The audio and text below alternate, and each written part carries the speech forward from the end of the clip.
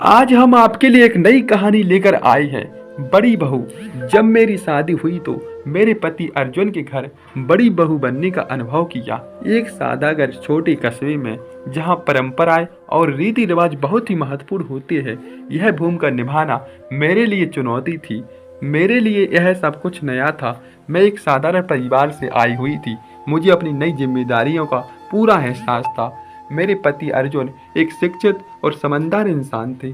उनकी सोच आधुनिक थी, लेकिन पारिवारिक मूल्यों के प्रति उनकी निष्ठा गहरी थी। जब मैं पहली बार उनके परिवार में कदम रखा तो मैंने उनके माता पिता, छोटे भाई और अन्य रिश्तेदारों को देखा। सबका प्यार, अपनापन भरा था जो मेरे दिल को छू गया। जैसे जैसे दिन बीतने लगे, मैंने अपने घर को समझा और रीति रिवाजों को अपनाने की कोशिश की। मेरी देवरानियों की कमी से अब मेरी स्थिति में कोई संशय नहीं था। उनमें से एक सविता एमबीए करने के बाद नौकरी कर रही थी, जबकि दूसरी राधिका ने हाल ही में इंजीनियर की पढ़ाई पूरी की थी। वे दोनों मुझसे बहुत अधिक शिक्षित और आधुनिक थी। कुछ महीनों के बाद सविता और राधिका ने घर में अपनी जगह बना ली। वे कॉर्पोरेट दुनिया और टेक्नोलॉजी की बात करती, जबकि मैं घरेलू काम में उलझी रही थी। कभी कभी मैं सोचती, क्या मैं इस परिवार की अपेक्षाओं पर खरी उतर पाऊंगी। सविता अक्सर मुझसे कहती, मीनू, तुम्हें कुछ करने की जरूरत है, तुम क्यों नहीं अपनी पढ़ाई को आगे बढ़ाती।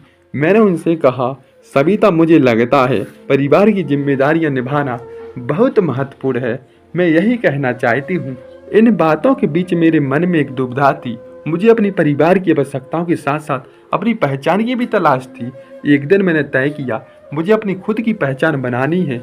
मैंने सविता से बात की और कहा, क्या तुम मुझे कुछ पढ़ने की सुझाव दे सकती हो। उसने मुझे विभिन्न ऑनलाइन पाठ्यक्रमों के बारे में बताया। अतः मैंने डिजिटल मार्केटिंग कोर्स करने का फैसला किया। यह मेरे लिए नई शुरुआत थी। जब मैंने कोर्स शुरू किया तो मेरे घर के काम के साथ साथ पढ़ाई भी करने लगी। सविता और राधिका मेरी मदद करती रही। उन्होंने मेरे लिए समय निकाला, मुझे प्रेरित किया, हर मोड़ पर मेरा साथ दिया और मुझे आत्मविश्वास भी दिया। जब मैंने अपने कोर्स में अच्छे अंक प्राप्त किए तो मेरे परिवार को मुझ पर गर्व हुआ। लेकिन मेरे परिवार में चुनौती थी। मेरे ससुराल में कुछ पारंपरिक विचार रखने वाले लोग थे, जो मुझे पढ़ाई करते हुए देखना पसंद नहीं करते थे। एक दिन मेरे ससुर ने मुझसे कहा, तुम्हें इतना समय पढ़ाई में नहीं लगाना चाहिए, तुम्हारी प्राथमिकता घर में होनी चाहिए।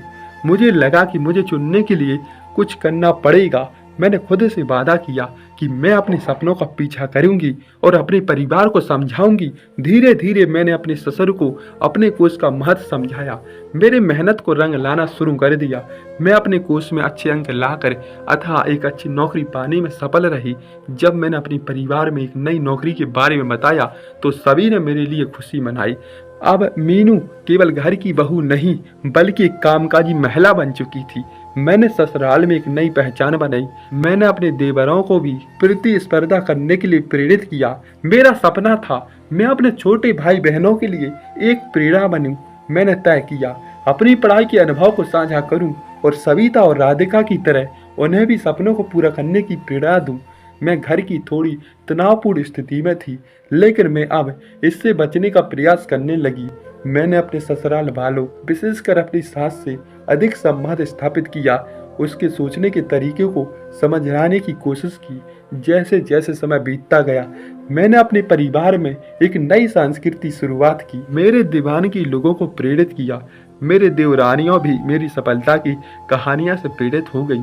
जब मैंने सिलाई मशीन चलाने का फैसला किया तो मुझे लगा मेरे लिए एक नई शुरुआत होगी। एक दिन मैंने फैसला किया मेरी दादी से यह सीखने का सबसे अच्छा तरीका होगा।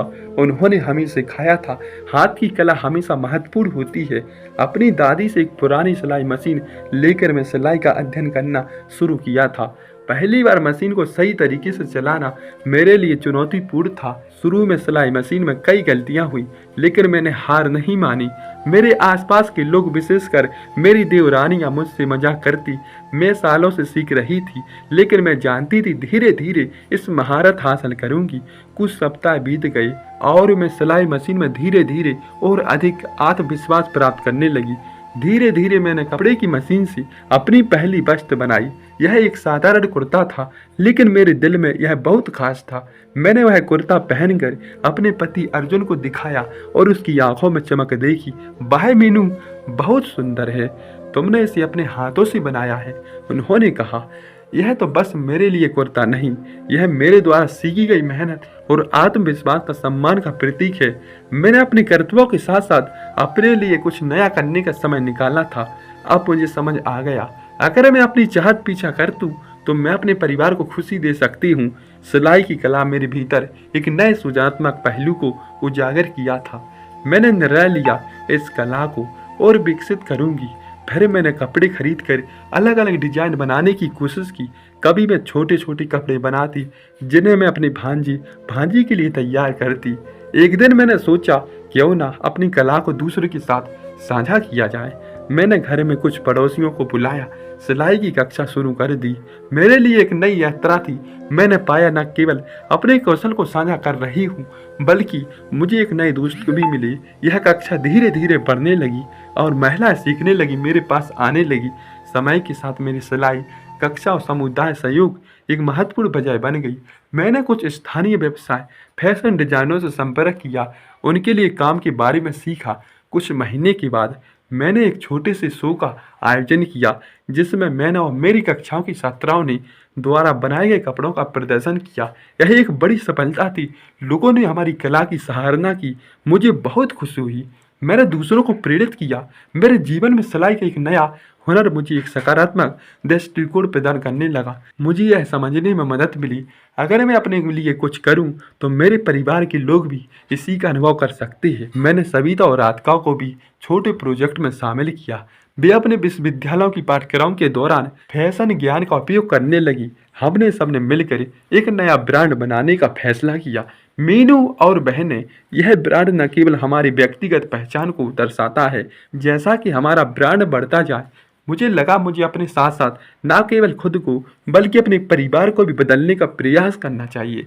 मैंने अपने पति अर्जुन से बात की और कहा, क्या तुम हमारे ब्रांड के लिए एक वेबसाइट बनाने में मदद कर सकते हो? अर्जुन ने मेरी सरल वेबसाइट बनाने में मदद की और हमारे कपड़े ऑनलाइन उपलब्ध होने लगे।